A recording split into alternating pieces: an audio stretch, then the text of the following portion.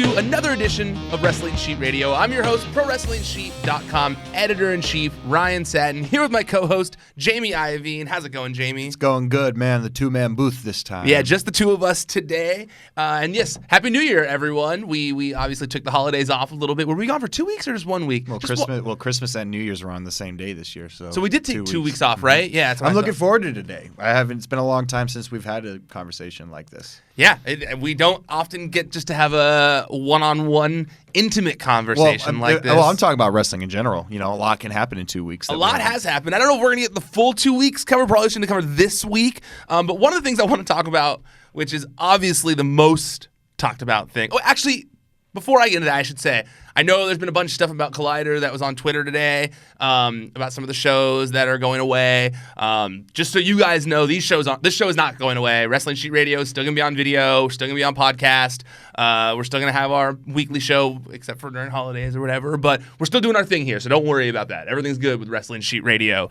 But I want to talk about the biggest thing of the week this week, and that was obviously Bobby Lashley and Lana's wedding on Monday Night Raw. Well, first off, let's get a real future wedding out of the way. Congratulations, Andrade and Charlotte Flair on their engagement. Recent engagement. Yeah, correct. Instead of upcoming wedding. Yeah, upcoming wedding, yes. You notice I said that, which is a very real relationship. Yeah, they're quick, man. Them and Becky and Seth were very fast, it feels like, where they hopped right in. I think maybe courting and like dating is sped up in the wrestling world because you literally are with each other all the time. 24/7. So yeah. maybe the courting situation is cut in half. Who Maybe. Yeah, no, congratulations. Absolutely. Yeah, they're like one of my favorite. They're my favorite, I think, Twitter couple. I enjoyed them and Montez Ford and Bianca. I enjoyed Charlotte's post where she said, a year ago today, we were using Google Translate for our first New Year's together, and I thought that was cute. It is cute. Yeah. And I like love. And I watch 90 Day Fiancé, and I see people talking. I see people falling in love via Google Translate. Dude, I used it when I was in Brazil, and it works. Yep. It does. It's a bitch because Obviously. you got to type it, and then you got to hand the phone to the person, and they got to type it. But you know, it's I'm a person who enjoys natural coming together. They have new ones too, where you can just talk into it. Yeah, and then you show it. They talk. I was into in a nightclub most of the time whenever in That's Brazil. It's a little more difficult. Yeah. Well, let's get into the very fake wedding that occurred on Monday Night Raw. I feel like we don't need a full recap of everything that happened because I'm pretty sure that everyone listening or watching this, and we got to tread lightly with this one, boy howdy. Yeah, I've learned that already, Jamie. Yeah, I've been watching. What's great about you is if I'm not sure about something, you don't really wait. You'll just say it, and I'm watching your exchanges that you have going on Twitter. I'm like, I'm glad I didn't say anything. Yeah, fair way of wording that. Yeah, I will say I did. For those of you who don't know what Jamie is talking about here, I wasn't feel like I got a little my point was lost a little bit here, but I tweeted about the wedding saying because obviously there was the angle with Liv at the end of it. In case you missed it, weddings as they go in WWE, there's only one that's gone well, and it's Macho Man Elizabeth. Yeah. And as is usual, we were expecting some sort of interruption. This isn't the one we were expecting. No. Liv Morgan comes out thinking that maybe her and Lashley had some history. Not so much. It was her and Lana, and thus we have our first. You didn't let me finish. Sorry. Non-subjective, which I guess maybe it is a little subjective, but it wasn't used as. Which I guess maybe it was. To some people it was, but I'm saying we had our first sort of lesbian angle with I guess if you want to call it the HLA thing was technically the first one, and then we had Mickie James and Trish, which I guess if historians are gonna get me if that was one before the other, but those were used as very Jerry Springer-ish. Okay, yeah. This one sort of is still. But, so we're gonna get into that. And I'm really trying to tread lightly. Yeah, I get it. I really am. I get because it. This is the same thing that happened with the ACH situation. I'll take over a little bit so that you can tread a little more less lightly to help you out here a little bit. So, like, the thing that Jamie obviously doesn't want to step into here is the whole gay thing because there's a bisexual storyline. Yes, that's and going on here. Both of them are straight. To our knowledge. To our knowledge, yes. To our knowledge, Lana is in real life. Lana is. She may be bisexual. I don't know. We don't know. Same with Liv. We don't know. We know she's dated Enzo. She's in the dated past. dudes in the past. So who knows? I don't think they know. When I say they, I don't mean Liv and Lana. You mean WWE? Yeah, creative. I don't think they know. Yeah, and they weren't like, okay, who are 2 roster members that are bisexual that we could use for this? I don't think that conversation. No, it's happened. because they're actors. I mean, Yes. they look at people who are willing to. I mean, Lana is willing to step out of her comfort zone. She's in the middle of a cuck storyline. Yeah, with we've her seen husband, that Lana has been willing to do a lot, making out with a dude in front of her husband. Real life husband. They are clearly down to be actors. Yeah, like they're down to 100%. Yeah. So, So the Liv thing. She comes out and she basically says she looked great, by the way. She did. She comes out though and she basically says that she says that she's in love with Lana. And I saw a lot of response on Twitter where people were saying that it was that the wedding, because so she says she's in love with her, and then Lana slaps her. They get into a fight. It becomes a whole thing. Then Rusev pops out and further messes things up, and there's this whole fight, with all of them. Okay, so people were saying that because it was played for shock value and for comedic purposes. No matter how way you take it, you know that. Yes. Of course. Okay. But everything in wrestling is for shock value. Yes. So that also throws me off a little too, because they make a mockery of heterosexual relationships as well. I mean, look at what storyline Lana is in. So it does throw me off a little bit because I'm like, well, we know what we're watching here, and also like Erica, for example, my girlfriend, she's bisexual and she super didn't feel the way that I saw some people online feeling, on Twitter. She was like, this is great. I love seeing bisexual representation on TV. Obviously there was this slap and they haven't always portrayed these angles in the best light, and they do have a history and it could go wrong, but oh boy, can it. Yeah, it obviously can go very wrong. But it started off with a girl telling another girl, I love you. Why can't we be together? And this was after weeks of vignettes where this girl was saying, I used to be someone I'm not. I've shed that person. Now I know who I am. And then she finally reappears and she tells another woman she loves her. And so to Erica, it was like, no, I don't see this making a mockery of bisexual culture, LGBT, QT culture, or anything like that.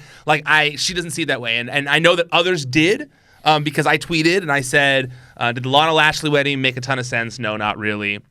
Was it fun to watch? Absolutely. Did it get people talking? No question. Now I'm interested to see where they go with it, because this Liv Lana thing was very out of left field but has my attention.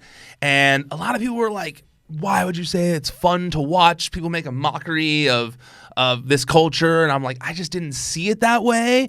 The comparison I was trying to make with Brokeback Mountain was because I had said, would you say, because someone said to me, so are you okay with them using an LGBTQ plus storyline in that way, just as long as it was fun to watch? Dude, this is not a good take. This was mockery and not cool at all.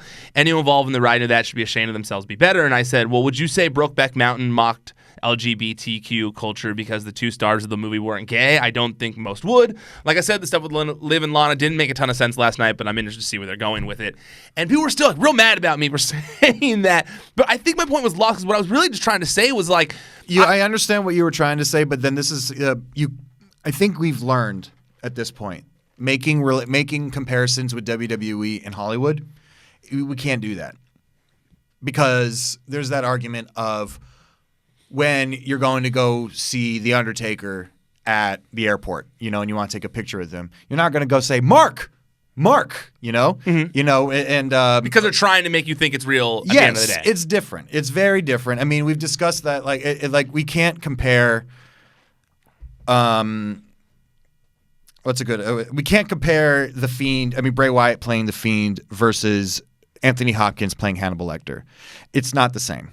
It's similar, but it's 2 very different things. It's a different medium. It's a different way that the characters are presented. there's a period of time where Anthony Hopkins is going to go out into the world, be on set for 4 or 5 months, be Hannibal Lecter, and then it's off, and then he's off to something new. Mm-hmm. That's not the same thing with wrestlers. Mm-hmm. They have to be this guy more often than not, more often than however they are in real life, Mm-hmm. you know? And so I think that making it's not a incorrect argument using the Brokeback Mountain thing, because I understand what you're saying. And yes, it is to perform as being something that they're not in real life. Correct. 100%. But I think that there are some minutia details about how Hollywood is very different from WWE. And that was the majority of the quote tweets and replies that I got of like, you can't compare these two things. I agree with that.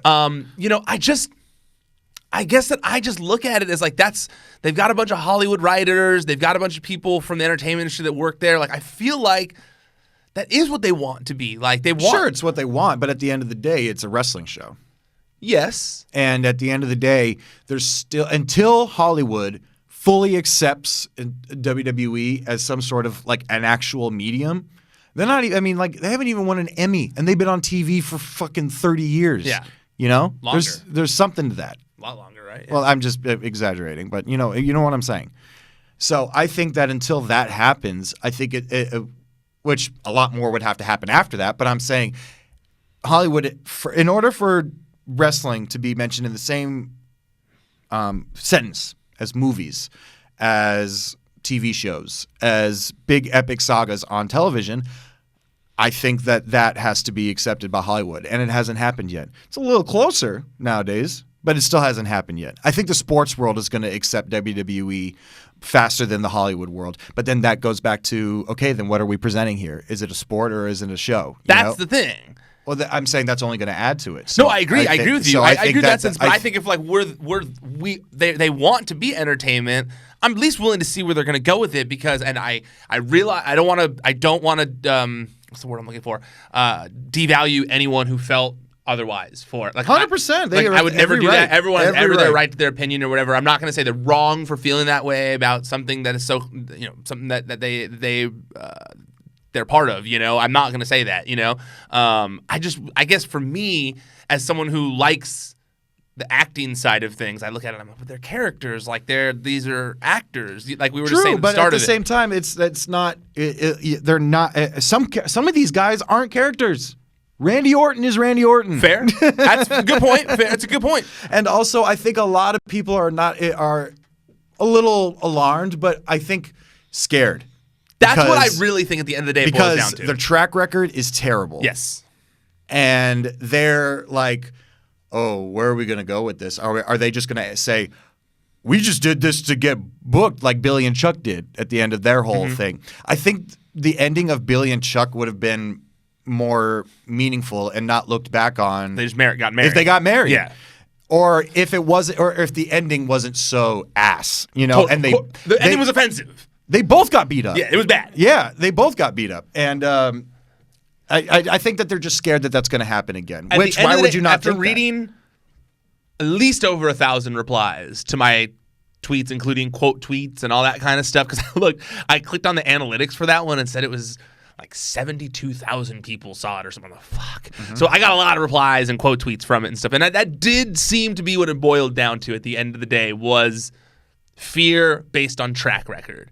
And that I totally understand. Like, I wasn't trying to make takes or tell people they were wrong. I was honestly trying to get a better idea of like what people were mad about. Because I go like, it was like, well, it's, a comedic thing. And I'm like, well, but Eric Stone Street's not gay, and he's on Modern Family, and it's critically acclaimed, and he plays a guy who's married to another guy. And I realize it's different. But to me, I look at it as entertainment property, so I get it. Like, after reading everyone's tweets and talking to you about it as well, I do understand where everyone was coming from with it. And I do think that it just boils down to fear of the past, not necessarily this specific angle. I don't think people thought that like this, at least to me, it didn't feel like this specific angle made people mad. It didn't make sense. I agree. It didn't make any sense at all. Like we're like, what? Where did this come from? I agree. It didn't make any sense. Maybe I I've seen people put together that maybe that's what the vignettes for Liv were supposed to mean, that she was shedding her past. Now she's trying to be who she is. But I don't know that. It was confusing. It was confusing to me. So they should just say Enzo turned her gay. But I'm just willing to see how it plays out is all I'm saying. Like that was the last dude, and she's just sworn off him for the rest of her life. Are you? I'm sorry, I'm friends with them both. But I had to make that was too funny. Do you? Last we'll say about it. Are you at least interested to see where it goes, or do you think that it's like they should maybe try and not, since some of the reactions weren't? I don't think I think the angle should stop in general, and not because of the gay thing. You were already against it like some of the others before. I just think it's ran too long. Like, we had the blow-off. We had the match. Where's it going? Yeah, like, where are we What's going the payoff? now? Yeah, and, I mean, at the end of this, it's going to be, like, say... Because, at the end of this, they're going to end up back together. Rusev and Lana are going to be back together. Of course. It's just going to happen. Whether it's this year or next year. It's going to happen. Of course. There's not going to be any sort of lasting effect on this. I just feel like things are going to go back to normal after that. Lashley's going to be the same sort of mid-Carter. Vince wants him to be main event, but he can't really speak. And wherever Liv is going to be because of this. Like the scorned lesbian lover. Is she not going to be a lesbian after this? Like, the end game is really is hard for me. And I'm not saying we should see the end game coming from wrestling. That's what makes it fun. But when there's a cartoon, whenever you see like On the Way to Grandma's House, the like cheerful, like great lighting route with like the birds chirping and stuff, then there's the other route which is like owls and crows and it's dark and stuff. When you see that, you're like, because my whole thing was like, that was weird. I'll ride with you for a second, but as soon as this car ride gets a little bumpy, I got to get off. I got to get off. We were at the live event, and you were texting me from a few rows behind me like, oh, boy, like, I'm nervous to go home and watch this. Like, as soon as I saw what happened, because we were at the show, like, the minute I saw what happened, I was like, oh, God. Like, this is good or not. It's going to get, and hey, it's getting reactions, and I guess that's what they want, but there's good and bad reactions, man. And this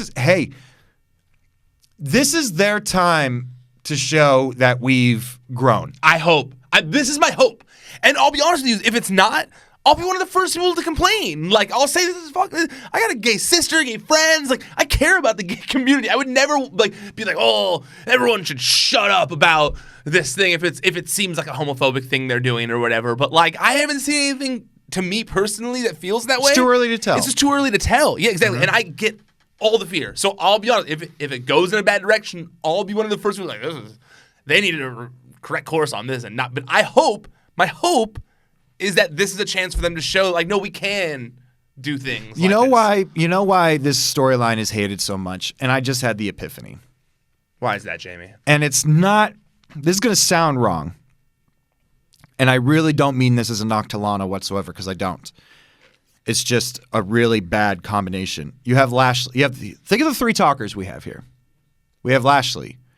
Never been good at it. Okay. Ever. I mean, that was why they put Lio Rush with him. And then what happened when Lio Rush went away? They gave him Lana. Yeah. So that's just case in point. Rusev. Still not a huge, excellent grasp on the English language. Well, it's gotten much better, but I'm serious. When he talks, some of the things that he says wouldn't sound as impactful as it was with somebody who's his first language. And that's not his fault. I'm just saying, these aren't these faults of anybody. I'm just saying this is what the situation is. Like, I'm not saying, oh, Rusev is ass because he's not a perfect English speaker. No, that's not what I'm saying. It's just all the pieces together. And then Lana, who people are already turned off with in the first place, and that's just because of her character. Yeah. That's what you're supposed to. Yeah, you're supposed to dislike her. But when the loudest voice in the room is her, there's really not a whole lot of redeeming. And you left out Untested Liv, too. And Untested Liv. This is the first time she's really been given a focal point. Like, she barely spoke, if at all, when she was with the Riot Squad. Rarely. If at Ruby all. did all the talking. Yes. And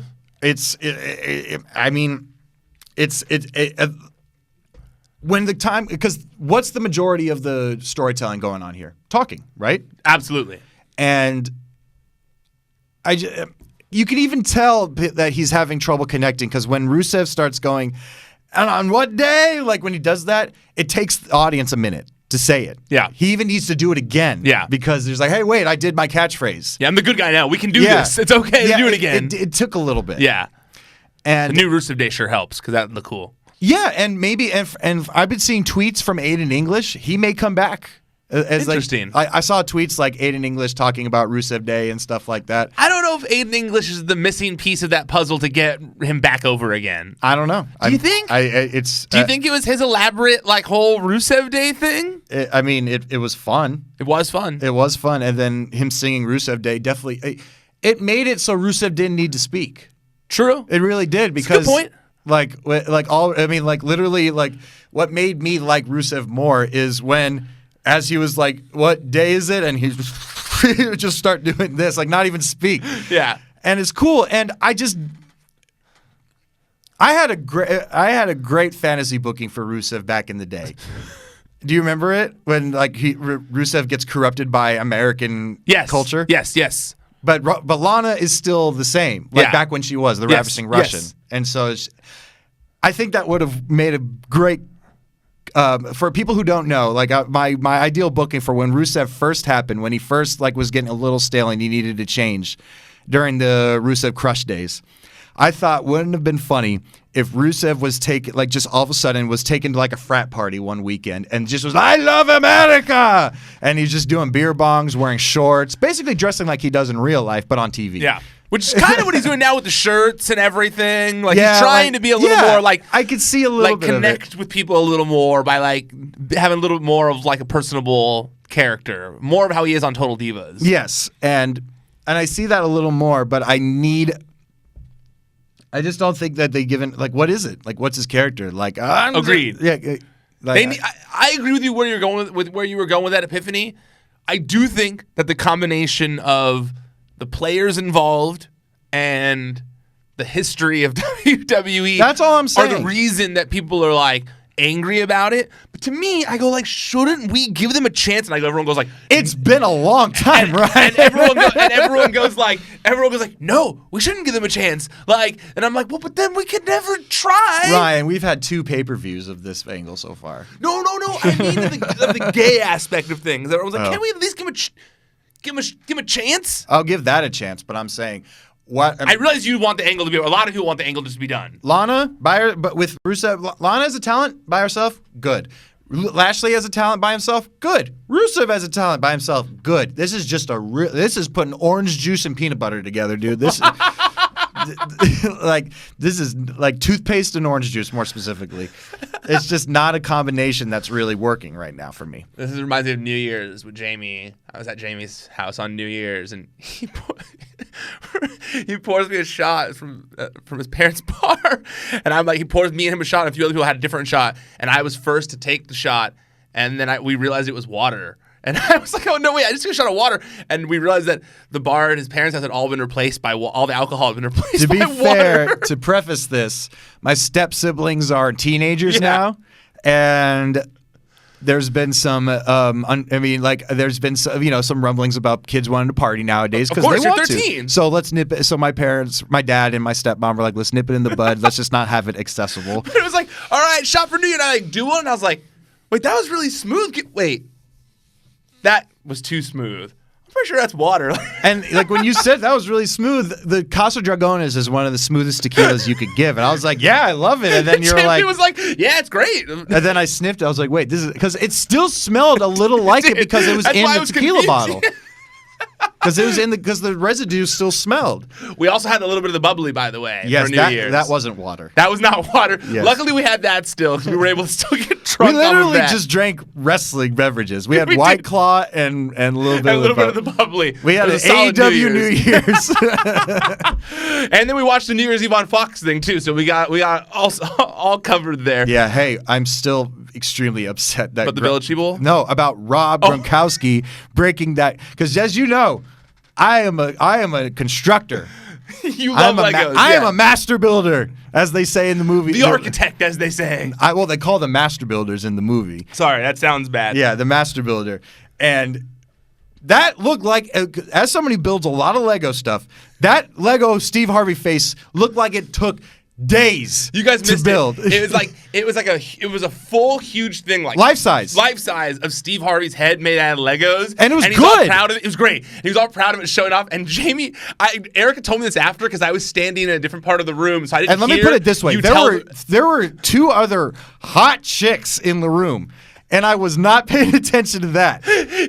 He's laser focused on this. And Erica told me after that, Jamie goes, I'm going to try to find where I can buy that. That's really cool. Like, I'm going to maybe see if there's a way to get that. Because wouldn't you like a Lego Steve Harvey head in your house? That'd be so funny. He's like, that'd be so cool. And as he says this, Rob Gronkowski walks out and he's like in like an old school football jersey with like the leather helmet. And we're like kind of like not listening, but we're seeing them bantering or whatever. And then Rob just like takes the Steve Harvey thing and he spikes it like a football. And it shatters into a million pieces. And Jamie's on the other side of the room as me. And I just hear Jamie go, no! Like so loud next to like two very attractive women, like crushed over this Lego thing. No! I was so upset, dude, because it literally looked. I know it. That wasn't like a little thing. It was life size. It was as big as him, and it took probably two. If it was somebody just focused on that, maybe a 3 days. Oh, build. more than that. If it was just doing you're a master builder, so you. But I know do more it. than me. But I take breaks, and I would say a couple weeks. No. It took a big set. It takes me at least if I'm doing nothing else. But aren't those the hollow ones? That wasn't a hollow kind. It was like that was fully because that wasn't hollow kind. That was like where they had to build. I feel like that had to take at least a week. At least and minimum. And I just hope that whoever built it knew that that's what was going to happen. Because imagine you're like, if you're either off camera or you're sitting at home, you're like, yeah, I did that. It's probably going to go in Steve's house. He's probably going to love it. I'm the super master builder. I am the ultimate master builder. Nope. Rah! I was dinner with James last night, and he actually said the same thing. He said he was watching it too, and he said he was so mad when that part happened. And I was like, yeah, Jamie was rocked by it when it happened. All right, moving on here. I want to talk about this Randy Orton injury angle from Raw because I loved this. I thought it was fantastic. I think it's great when WWE and all wrestling, I shouldn't say WWE, when anyone in wrestling, when they're able to blend reality and fiction to a certain degree. And as great as AJ and Randy are in the ring together, I do think they needed like a little extra like oomph to get the story. Like, to be honest, that's what's been interest. That's why a lot of AJ's feuds have been falling flat lately. Is because they're not really booked around anything other than we could have a good match together. Yeah. They need they realized that when they did the Shinsuke AJ angle, they're like, okay, what are we going to base this off of? Yeah, and he has relied on the cocky factor too of like the OC and like he's just a cocky heel. There's nothing really there. Yeah, and he's doing great. He's doing a good job in the role. It's just, I think he needs like something. He needed something else to bite his teeth in that's a little better. And Randy's just always gonna be good. Like Randy's Randy, obviously, But like when he gets something. During when WrestleMania season is approaching, usually they get something good for Randy to a certain degree. They start like ramping up Randy again to a certain degree. Yeah, literally, Randy Orton for the entire year. It's pretty much like, and then WrestleMania season. Oh, my turn. All right, back in action here. All right, cool. Totally. So I like they did the house show aspect of faking an injury to house show so that everyone was like, Randy Orton injured, Orton injured. It's so hard nowadays to do. I mean, it's the reason why, movies like Jackass or Ali G are so hard nowadays because everybody just like knows who they are. And like Johnny Knoxville can't go up to a guy and try to be like a dirty old grandpa and be like, you're Johnny Knoxville. Yeah, Party Boy tried to like start, and they're like, what are you doing, Ryan Dunn? Wait, no, was that? No, Ryan Dunn Ryan Dunn died. Yeah, it was. What's his name? He's the other guy from Wild Boys. Pontius? Chris Pontius, yes. Thank you. You're Chris Pontius, and we don't even know him. We're saying people are going to know his name. Yeah. Great. Good example, Ryan. But yes, did you see they are doing another Jackass movie? Yeah, that's why I brought it up. I'm so Maybe terrified for them. Because it's been so many years since then. Terrified for them. I hope it's like them trying to pass the baton to a new generation. We've mentioned this. The reason they didn't die is because they were all on drugs. And now drunk. Now they're sober. Yeah. That's what they better be passing the baton to someone else because, like, I don't know if those guys can still do what they used to know if do. Steve-O can handle the same stuff he did. Like, I don't know if he could do a butt chug with a beer and then a rocket, and then a firework out of there. A sober Steve-O. I don't know. Agreed. I'm very worried for that movie. But yeah, no. But this thing I loved. I thought that, playing off the house show angle, and then Randy just, milking it for all it's worth in the ring during the segment where he's acting like he wanted to hit him, but then couldn't because he was injured, and then He AJ hit him with finally the, I got a lot left in the tank. Yeah. And then AJ like kicking the crutch like an asshole, and I thought it was all played up very well. Speaking of house show stuff, that was for you. The house show this week was also the first time you've been to a house show in a while, right? The last house show I went to was in 2017. So it's been 2018, 2017. Yeah. solid time. I had a blast at that house show. It was a good one. And I was shocked how many people were there. It was. I know. I posted one picture as it was starting, and I was getting quote tweets like, "Well, people are there," and I'm like, "What are you talking about?" No, the top part was blocked up. Was very open. top. The very top, but the rest was all packed. Yeah, all the way. I was also shocked because it's like during Raw. I'm like, man, this whole place is packed during Raw. Yeah, it was a good turnout, and I was because it was right before New Year's Eve. It was the day before New Year's Eve, after Christmas. You're still with your family then, which I guess still means like you take your family to wrestling. Totally. But it's not on the itinerary. It's not the top thing that people want to do. You'd think, but apparently we were wrong because that place was packed. And honestly, I thought you always hear like, the house shows, that's when the wrestlers get to be themselves and have fun. And I totally saw that while we were there. Like when they got to the longer matches and the Revival getting to heal it up for 10 minutes and, I agree wholeheartedly. And the Revival Revival's on a tear right now. They're trying to make everybody cry. I love it. They're really trying because they got one kid to cry and they're like, "Oh shit, let's keep going." They're like, "Yeah, we like that." Yeah, and I just think it's so. I mean, the last match was so funny to me because this is not a knock on it whatsoever. It's there because it's supposed to be, of course. Because everybody goes home happy. Roman Reigns versus Baron Corbin. But it's such a cookie cutter hardcore match. Of course. But why wouldn't it be? Of course. You got to keep them safe. Yes. They're not going to kill each other. Because when they brought out the chair and then the table, and I was like, and then at the end of the day, you're like, okay, what did they do? There's one chair spot, which was the corner spot, which is a very easy chair shot to take unless you're Bill Goldberg, unless then you headbutt the post. Yep. And then the last table spot. Yep.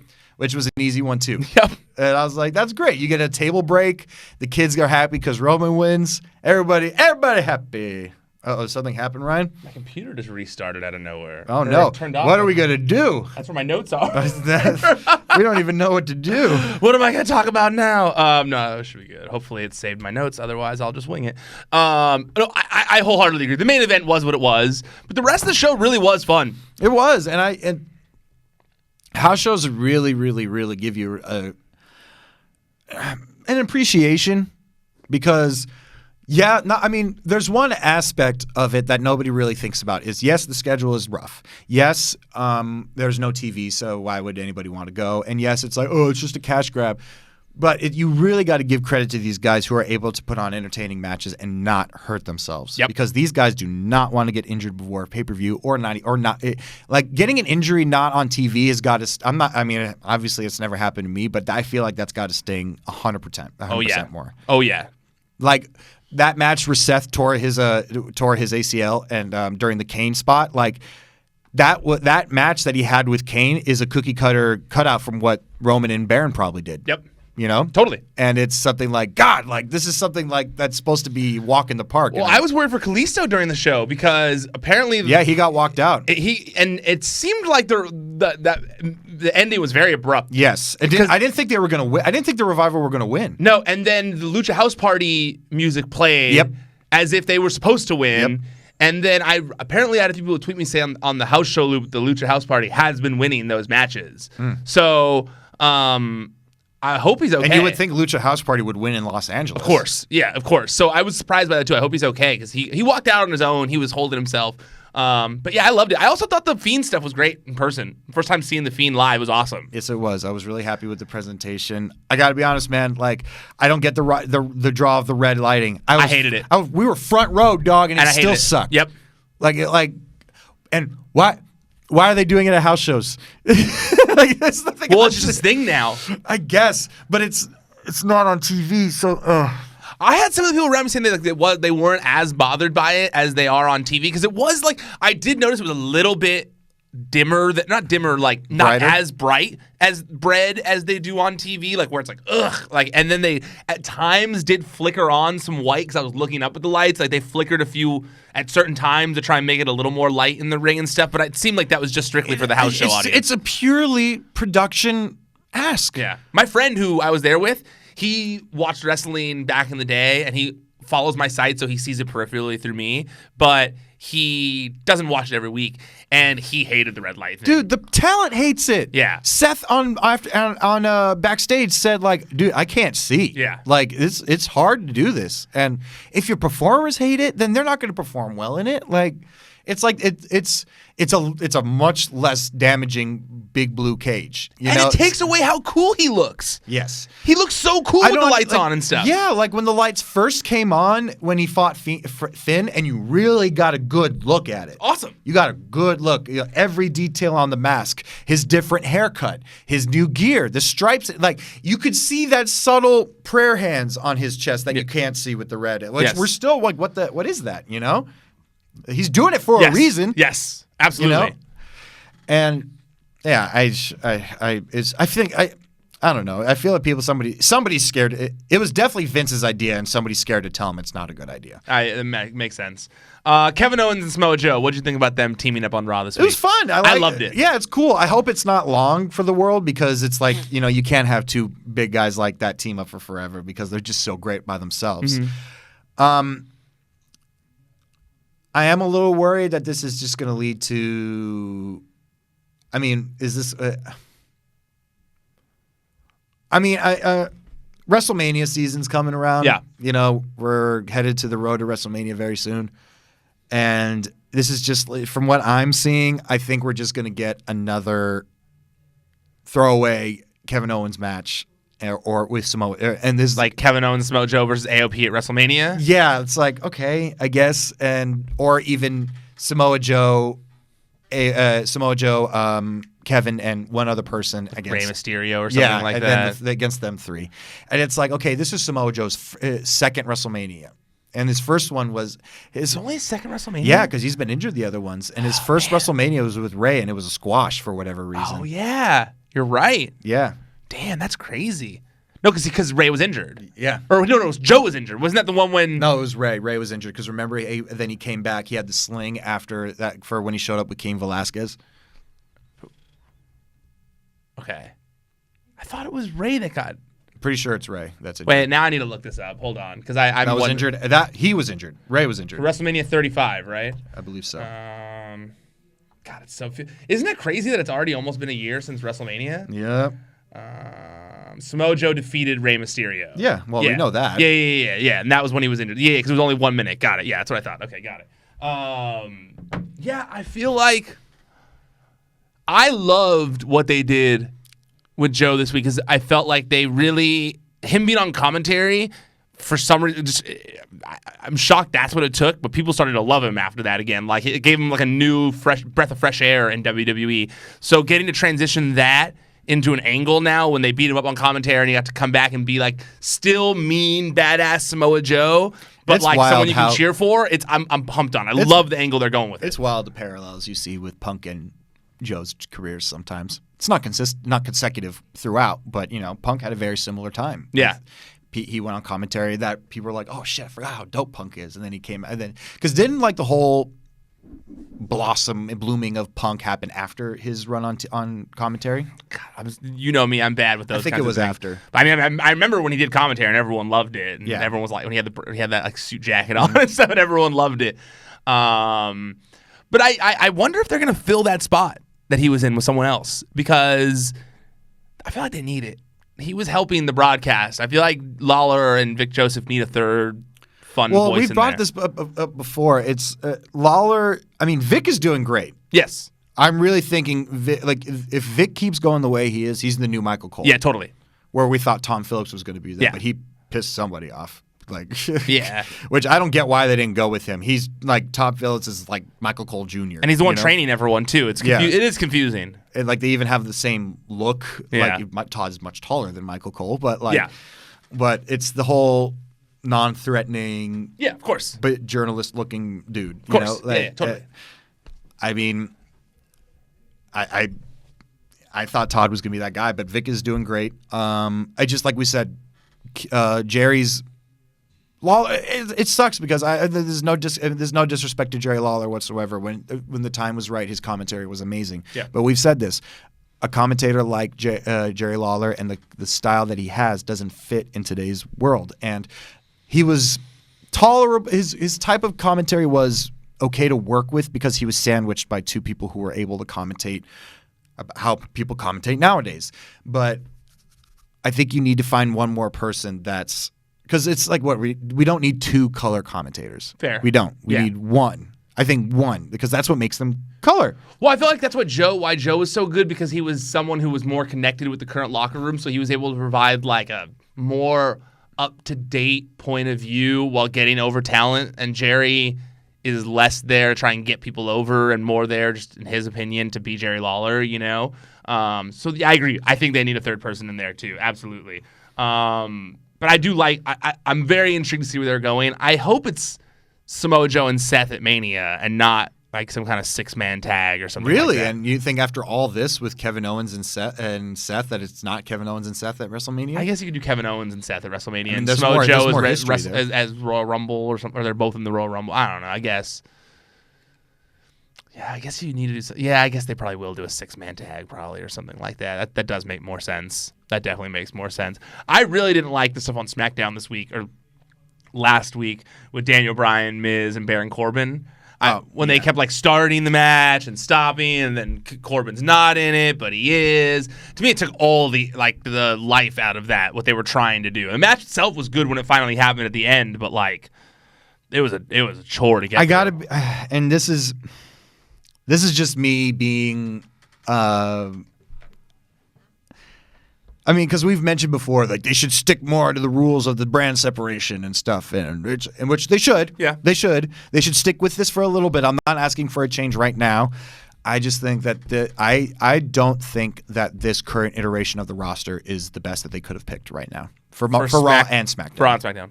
I think that the combination of the superstars across the board wasn't right. Fair. And I think they're feeling that right now because if you go on SmackDown, it's the same people in the picture. Baron Corbin, Dolph Ziggler, Roman Reigns. Yeah. Always. You know? Throwing Kofi Kingston every once in a while. And you can't include the Fiend because which is smart, they're using him sparingly, which is what they should be doing. Yes. And I just, and if you're going to have Dolph Ziggler featured so much into the title picture, do something. I mean, and they did do something, but it was more of the same Dolph Ziggler that we've had for the past 12, 11 years. During the house show, when he came out, my friend knew who he was because he used to watch, so he knew who he was. And he said to me, he goes, "What is Dolph Ziggler's gimmick now?" He doesn't have one. And I was like, I couldn't tell you what his gimmick is. I really don't know. He's the guy that bumps crazy for other people. I enjoy watching Dolph Ziggler wrestle. I'm one of who was like a fan of Dolph Ziggler. But absolutely, he's incredible in the ring. But I was like, I couldn't tell you what his gimmick is. And could you ever? No. I mean, there was that point in time where he was jealous. For a minute, he was very Shawn Michaels-esque, is what I would say. But no, he's never I would love to see him have a more defined character because you're right. Like this seems like they just throw him out there. Yeah, it's like, okay, we need someone to get speared by Roman Reigns for the 100th time. It's like, let's throw in Dolph. Totally. All right, let's get just real fast before we get out of here. I want to talk about a few things related to Dynamite this week.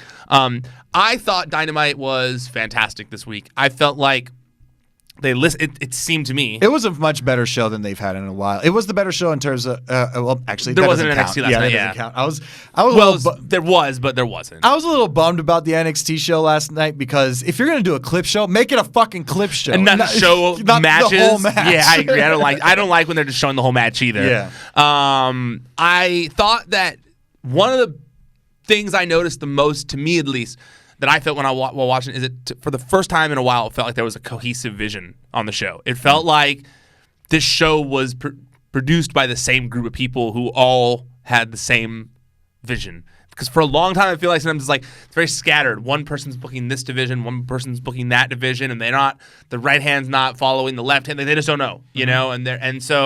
Well, now we're seeing it. They've needed it for a while, and maybe they just needed some time. We're starting to finally see some aspects of character. Correct. Finally. And I felt that strongly last night. Like, I felt like, some of the things that they've complained about, I felt like it seemed like they were like, okay, we're going to try and fix that. One, the most important in my eyes being getting the Elite back on track. They started out with a video package that's like, can the Elite stop losing? Like, can the Elite become the Elite again? And I was like, good. I'm all right. This is a good storyline. This is where this needs to go to get the Elite back on top. And then, Cody comes out. He does this whole Arn Anderson thing. Beats Darby Allin. I'm sorry. I love Arn Anderson and I love Cody. It was just so funny to me. And I'm all for Arn being in Cody's corner. His coach? He was literally like a basketball game. Because he was a coach. That's what they were calling him, his head coach. With the paper over his mouth. I was like, really? He got on the apron and yelled, "Put your knees up," when Darby went to do the coffin drop. I just thought it was funny. No, it was funny. It's just something you're not the only person who texted me about. You, a few others texted me were like, look kind of funny him getting on the apron and being like, "Put your knees up." Or I'm like, does Cody not know he should put his knees up? Like, it was like a weird. It was weird. Like, if he's just gonna call start, me your manager. Like, is Arn going to start yelling, "Get back on D"? Like if he's losing, he's gonna have a whistle. He's going to start cursing out the ref. A little flag that he pulls out. Where's the call, ref? Technical foul to Arn Anderson. And I saw some people saying, "Oh, Darby should have won this time." But honestly, if the point of this episode was to show that they're getting the Elite back on track because they want to put the Elite on top, I get it. Do it. It's fine. It's okay. Like, Cody beats Darby because of his coach who gave him the heads up to put his knees up. I'm good with it. I like it. I'm into it. The women's 4-way was a good match. I thought, obviously it makes sense that Riho's going to win because she's going to go against Statlander next week. But I thought it was smart to set up that angle with Nyla Rose. I liked the idea that everybody else in the division is pissed that she isn't there ever. Yeah. And so Nyla beats her up after the match, puts her through the table. And then she comes to, she goes backstage, she has her promo where they go to ask her something, and Britt Baker busts in angry and is like, "You haven't been here, I've been here," to start possibly a heel turn for Britt Baker, which is desperately needed because the face doctor / wrestler, dentist / wrestler is not working. They don't like her because she's a dentist? Weird. So I thought everybody would love her. So I thought it was very smart to kind of like get that on the right track too, to kind of get the women's division back on track to a certain degree. I thought it was, I felt like I think Joey's good. Joey Janela is good, but he has felt a little lost in AEW. Like, they didn't know what to do with him to a certain degree, and it kind of felt like the breakup of Penelope did throw things off behind the scenes, where it was like they had this cool duo. He had a path. Then they broke up, and it was like, well, what do we do with Joey now? And then Penelope went with Kip. So I thought it was smart to kind of get that back on track too. It's like to get into that feud. That's why this feud is going to do well, because it's real. And I said, I love when they blend reality and fiction. So this is when I saw, because this whole thing started, and I was watching this show. You guys weren't. It was the last GCW show before the new year. And he was on commentary. And Joey, as we all know, likes to partake. Yeah. And it was late in the evening in Asbury Park, so he was probably a few White Claws deep. And all of a sudden, he brings up, out of nowhere, Kip Sabian and Penelope Ford saying, like, Penelope's not relevant anymore, and he was making fun of Kip's accent. And I thought it was so random, but I didn't think it was super random because it's the holidays. It's first holidays without her. It's like I'd be in my feelings too. Yeah, you texted us. I remember like, oh, that was intense. It was because I get it. I would be the same. Anybody would be. Of course. And especially after having a few. And I thought like, oh, he's just being a lover scorned. I mean, I feel bad for the guy. I wish he didn't air it out like that. But then now I asked you today, I was like, do you think what came first, the chicken or the egg? You know? And I feel like it was always an angle. Their exchange this morning was interesting. It was grimy. A lot of penis talk. Grimy. Like straight up saying, sorry, Penelope can't come to the phone right now because my dick is in her mouth, which is what he said. I'm not even exaggerating. Oh, no, what he said. He said it. He said that. Which, wrestling angle or not, you got to be like, you got to feel for Joey in that. You know? I was like, damn, you have to go there. Like as great as the Edge and Lita and Matt Hardy thing was, I felt for Matt all the time. Because at the end of the day, say Matt did win, which he didn't. Edge goes home with Lita at the end of the day. It still sucks. Yeah, it's like I don't give a shit how many times like Joey would win over Kip over this. At the end of the day, you know, Penelope goes home with Kip. I think it was always an angle because it started back when I forget when he won a match, and then it cut. Wasn't it at Full Gear when he won a match, and then it cut to Penelope? He lost. He lost a match. Yeah, and then that's it cut why to it was so Penelope. like. That's what it was. Yeah, sorry. That's why it was so like damn. Like so, I think they've been working towards this for a minute. I think they're all. It was an all good situation. It's definitely given Joey his most interesting thing he's done yet. And he needs it. He needs a good storyline, not just the guy who wins hardcore matches. Or gets cigarettes stapled to his face. Totally, exactly. So I like they're going that direction with it. I think Penelope has real star potential. So like getting her on TV more should be a priority. So this was smart. This is just going to make. If they do this right, it's going to make Joey a great face. Agreed. It's going to really because people are going to be. Because he's the rich. Make him Tommy Dreamer of AEW. Yeah, because because Kip is like the hot like asshole who stole his girlfriend. Exactly. And Joey, because more people are going to relate to Joey than they are Kip Sabian. Of course. So I really like it. I think it's a great idea, a great direction to go with all those people. I liked Mox versus Trent. Thought it was a great match. Yeah. They both killed it. I loved the Orange Cassidy stuff with Moxley, where Moxley out-pocketed Orange Cassidy. Are they going to give Orange a match, like just him, ever? Like, he hasn't really had his singles match. I feel like they got to really build to it.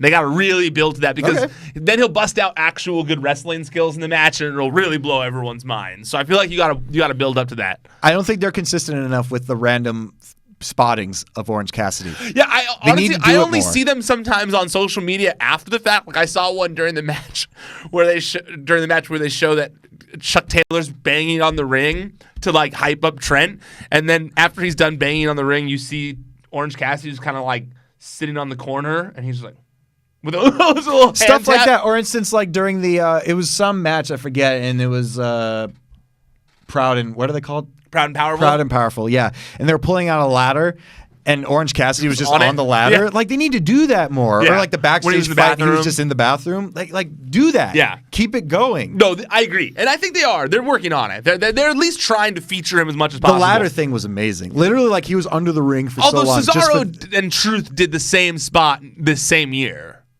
They did. He pulled out the ladder from under the ring, and R-Truth was laying on it. They did the same spot in WWE. I'm not saying you're wrong. I just don't recall it. But still, both were hilarious. I laughed at both of them. I did notice that when Jericho, so they had the whole thing with Jericho explaining what Moxley will get by joining the Inner Circle, and then Moxley will give his answer next week, which surprisingly got like boos from the crowd, right? Like they were kind of booing when he said that, but I kind of get it because it is more of a heel thing to be like, but I'm going to give you my answer next week. You know, that's much more of a heel move, so I get it. You're saying Moxley's going to turn heel? No. I don't think that was the intent. I think the intent was to build up anticipation for another segment next week. Of course. But I don't think they expected the crowd to be like, boo, when he said next week. Because that is normally a heel move. Yeah, usually next week. And everyone go, what the hell? No, we're here. And then Sammy Guevara, Dustin, good match. I don't love Dustin doing like the indie moves on like the destroyers and stuff like that. The minute he did it, I thought of you. I was like, come on. The minute he did it on the apron, I was like, ooh, Ryan probably loved that. I was like, you're telling me you're not going to see the same thing in the Young Bucks or the Elite versus the other people in the main event? That's the next match? Like, we're going to see that. Like, we want to see you doing the old school dope stuff. Like, that's one of my minor nitpicks, but whatever. He knows more about wrestling than me, so I can't say shit. But like, that's just me watching. I go like, well, we already have a bunch of people that do that. The MJF thing, I don't know. I love MJF. I think he's great. I think he's one of the best characters. I felt like this thing fell a little flat with him revealing the stipulations. I think there's two out of the three stipulations I enjoyed. I didn't like the flogging, the whipping thing. Not because of what it was, but because it was really random. And it made no sense. It's like, why? Why would he do that? Yeah. Also, why wouldn't he just go to Tony Khan and be like, hey, can I get the match? And Tony Khan would be like, yeah, sure. You don't have to get whipped in the middle of the ring. You're an executive. You're an executive vice president here. You're technically his boss. Like, if you're going to say it's clear... Everyone's like, oh, they don't need to say Tony Khan's name on TV. It's clear who's booking the matches. Okay, fine. Title shot aspect, Sure. Fine. But why does MJF get to make these rules? I feel like, am I crazy in not noticing why? Was that established as to why he gets to make these rules? No, it's and I mean, maybe it's like he won't fight him unless he does these things. But why does MJF get to decide who he does and doesn't wrestle, and no one else has that? Do they? No, not that I. Okay, so I'm just making sure I'm not missing something here. I also thought that Jurassic Express promo was awkward. I didn't catch it. It Marco Stunt kept aggressively going towards Jen Decker, and they kept holding him back, and then it was going to end on Luchasaurus saying something like he was given the final line, but they just played the music over what he was saying as if it was like the Oscars and someone was getting music off the stage, and so you couldn't hear what his final line was, and the last match was great. I mean, obviously the main event was good. Two things I want to say. First off, yes, Bucks, Kenny, the Elite needed to be put back on track. Fans are like, oh, but they need to put people over. Done it enough at this point. They've done it enough. A and B, they're at this level is because they're good. Why would they lose all the time if they're good? And they're the ones we want to watch. Kenny Omega is a former X amount of times new IGWP champion. I probably said that wrong. IWGP. Sorry. Yes. Sorry. IWGP. You want a lot of titles in New Japan. I got a little dyslexic for a second. It's the Never Open, sometimes on Tuesday. There's a lot of titles in New Japan. There are a lot of them. This is the Never Open, sometimes open, closed on Sundays title. But you're totally right. But he shouldn't. It's why would he be losing? I agree. And they've done enough. So it's the records are resetting right now. Yes. They're reset as of January 1st. So you know what? Put the Elite on the right track. That's who people want to watch right now. You can put the Elite on the right track and still get other guys over without having to have the other guys beat the top talent. Have Kenny beat Jericho. That needs to be the direction they go now. It needs to happen. And whoever takes the belt off of Kenny is a star after that. Yes. Because he's just going to be winning. Agreed. Wholeheartedly. So I also like that they finally brought the Hangman stuff to TV, where he didn't want to go celebrate with them in the ring. He was just drunk. I like that. Which, if you looked at him, you're like, how much of this is acting? He looked a little happy, in the eye, it's more so of the backstage thing with Private Party and him. Yeah, I was like, yeah, he looks a little sauced. Which nothing wrong with that. He wasn't wrestling, so whatever. Yeah, so whatever, and added to the character. So yeah, I loved Dynamite last night. I thought they did a really good job of getting things back on track. I'm interested to see next week's NXT to see how, when they're back up against someone again, what happens. The second thing I was going to bring up, it was about Luchasaurus. Yes. I think he needs to stop with I have a doctorate in Agreed. such and such, because it's just okay, does this mean you're going to kick my ass? No, it doesn't. It's why would I be afraid of you? Similar to the doctor or the dentist thing with Britt Baker. It's does this mean you're going to beat me anymore? No. Agreed. It's you're a dinosaur. Be scary. Agreed. They did do a good job with Jungle Boy in that weird promo though, because they were trying to get the focus originally on him, and he's standing there, shirt off, trying to be a heartthrob guy, talking about how he went did it and lasted with Jericho. So I like that aspect of things, but I agree with you. I think that Luchasaurus is another one where they could probably drop that whole I have a PhD type thing, definitely. All right, we got to get out of here. Jamie, where can people find you on the internet? You can find me on Twitter at JAMIE_IOVINE. I need to talk to you, by the way, about getting that account for just without the underscore, because it's there. I just don't know how. And I think there's a thing you can do to petition to get it now. And or on Instagram, JAMIEIOVINE without the underscore, or check out Network every day for different drops, raffles, and fun products. And we have our first show back from the hiatus, Championship Wrestling from Hollywood. We have a taping this Sunday, or you could just see us on Fight, or different regions have it on TV just around the country. So check out Championship Wrestling from Hollywood every weekend. And that's it for me, man. ProWrestlingSheet.com. That's where you can find all the top stories in the world of professional wrestling. Throughout the week, I took a little bit of time off for the holidays. I was exhausted, but I'm back now. I wanted to talk about these things before I started posting everything and getting back into the full swing of things. So now that this is done, everything's going back to normal. So I'll be resuming operations on the site as usual. So make sure you guys check out ProWrestlingSheet.com, at Wrestling Sheet on social media, YouTube.com/C/Wrestling Sheet. That's where you can find this show, every week on YouTube. Make sure you subscribe while you're there. Comment, like the videos. It helps out a lot, so please keep doing it. But if you just want to listen while you're driving or cooking or doing whatever, working out, I'm not going to ask you what you're doing while you're listening to me. Go check it out on all the biggest podcast platforms. Just search for Wrestling Sheet Radio. Okay, that's it. We're done. Officially tapping out for now. Until next time, stay out of the dirt. Keep your eyes shut.